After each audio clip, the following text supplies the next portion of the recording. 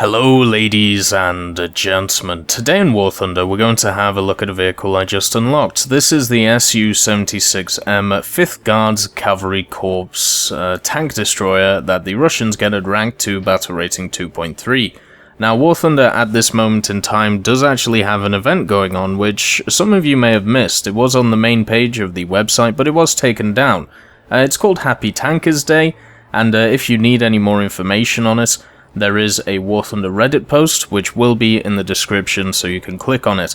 Basically what you have to do is you have to put in a code on your War Thunder account on the website, which is Tankers Day, all caps, and then over the next few days, until I believe it's the 11th, all you have to do is win 5 battles with battle activity 70% more, while driving rank 3 or higher ground vehicles.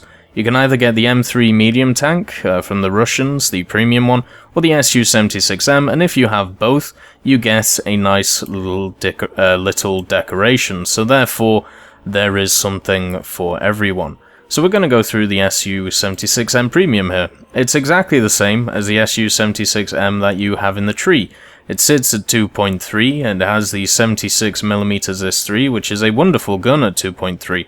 And to be quite honest, even though I did a review nearly 2 years ago on the SU-76, right now I actually think it's in a pretty good spot. When I talked about tank destroyers before, what I was looking for is something which has a decent gun on it, but obviously it won't have a turret, and it has a downside. So therefore, you're able to bring a better gun than usual into a BR that you generally won't see it. So the gun that we see on the SU-76 is very similar to what we would see on the T-34-1940, but the T-34-1940 sits at 3.3, and the SU-76 being at 2.3 means that it comes up against tanks that it can very much easily one-shot. One of the nice things about the 76 from the Russians is that it has many APHE rounds which can be used to just absolutely annihilate tanks, and the SU-76M's gun is nothing different. It runs many different ammunition types, but the ones that I would say you should take are the BR350B with the mid-8 fuse, the BR350P, which is the APCR shot, and then some smoke shells. The HE you don't really need, the shrapnel's pretty much useless. The other APHE round is just a worse version of the BR350B, and the BR350SP, which is basically a solid shot round, well, that's kind of interesting, but if you need some more penetration, it's better just to take the APCR. So generally what I run with is either 15 or 20 of the APHE BC, 10 or 15 of the APCR, and maybe 5 or 10 of the smoke, depending on how much you're going to use the vehicle. Now, because you have a really good gun at quite a low BR, the downsides have to be quite strong for this vehicle for it to be balanced, and they are. It sits on a chassis which is not exactly fit for purpose, if I'm going to be quite honest.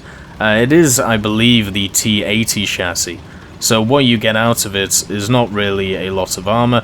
You actually get a bit less armor, and I'm not even sure it's the T80 chassis.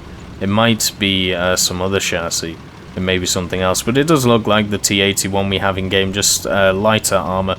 But don't quote me on that. You are open-topped, and the most armor you're going to get out of the front of this thing is effective thickness around 40mm on the slope bit. What is kind of nice about it is from the front it can soak quite a few shots if people shoot you in the chassis, but generally what happens is whoever pens you through that chassis is going to set you on fire, and you're going to be stuck there for at least 3 more shots until you burn out. It does have 4 crew, a driver in the bottom of it, and 3 in the back cabin, where the gun is, including a commander, a loader, and of course a gunner. Once the loader gets taken out, this thing does have quite a horrible reload. At this moment in time, with my current crew, if we just look at the weapon reload on the tank loader, it sits at 3 right now out of 5, and my leadership is fully 5. So we're looking at 8.3 reload with a best of 6.9 seconds if you get it fully upgraded. So that's not too bad for the 76, but it's definitely not great. And with the fact that your turret traverse isn't awesome in this thing, and you have pretty much no gun depression at the same time, there is some real big drawbacks to this machine. So therefore, we have to use it in a way which tries to nullify those drawbacks. And the way to do that is to use it as a support vehicle, or to use it to sit on a flank, wait for the enemies to come at you, play incredibly defensively, and then one-shot them as they come around the corner. Now this won't always work, because obviously there may be 2 tanks coming at you, but you can always bring along a friend, or you could hopefully only run into one of them. But yeah, it's a machine which is always better in an overwatch capacity, looking over a point instead of running at it, and that's basically what tank destroyers kind of, the role that they play in War Thunder. One of the interesting things is also you can run a decent lineup with it. At 2.3, you can't really. You can run the 72K Gaz, which is a really good tank destroyer, not a very good AA at 2.3.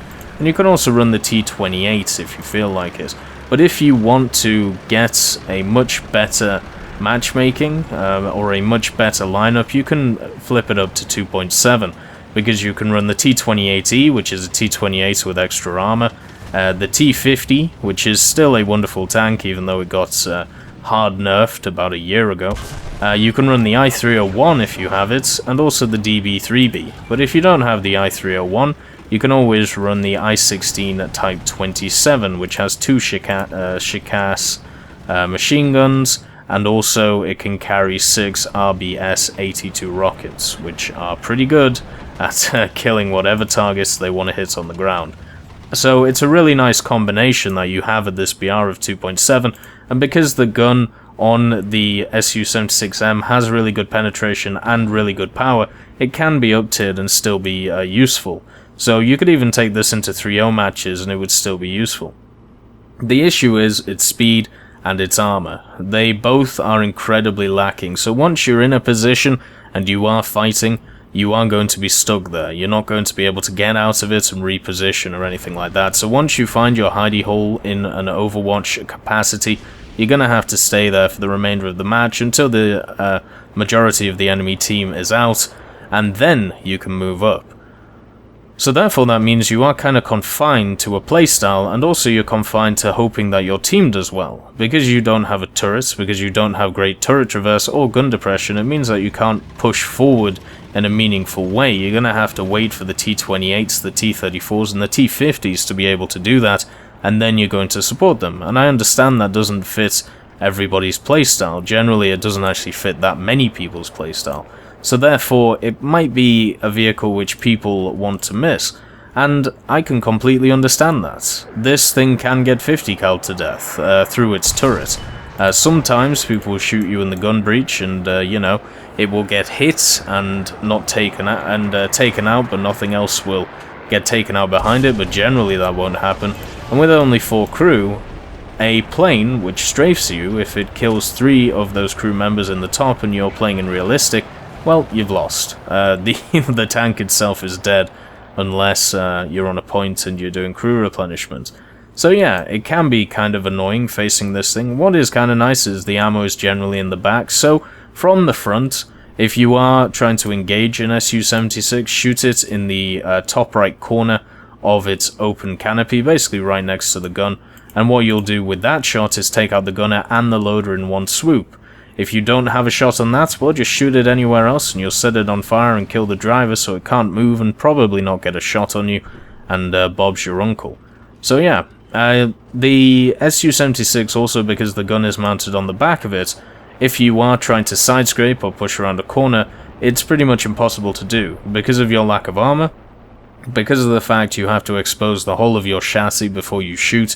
Yeah, it's not going to work too well. What it does have, though, is gun elevation, and that means that it can actually be useful against aircraft, if you feel like it.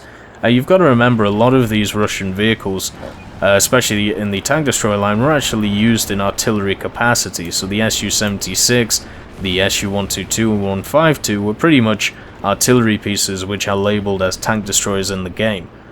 Another vehicle which I would actually prefer over this is the ZIS-30.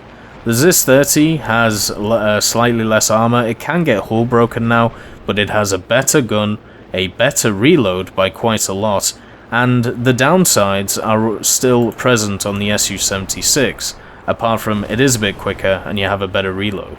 So yeah, if you're looking for a tank destroyer to sit at 2.3, probably pick the ZIS-30 of the SU-76M, but it's still nice to get this premium version of it, and it does come with premium, which is always nice.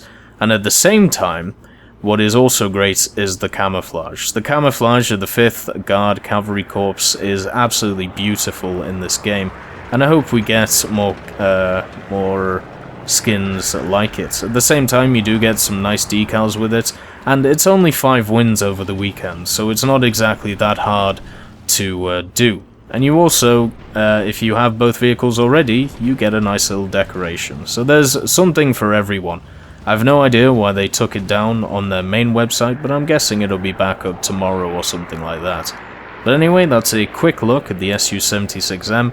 If you enjoy it, then, you know, go for it. But for me personally, the ZIS-30 is better. I'll catch you next time.